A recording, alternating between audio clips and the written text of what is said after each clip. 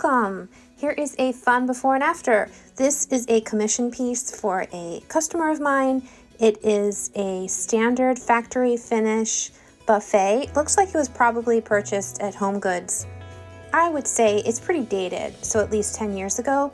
She decided to go for the color coffee bean, and it's a beautiful dark black with a deep brown undertone. I think you can see that here.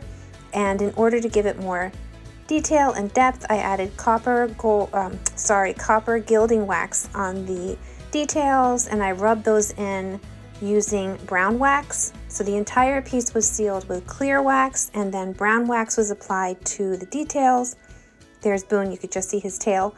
And I'm thrilled with the result. It's beautiful. This is a very quick little video, but I just wanted to show you how amazing paint can be. Thanks for watching.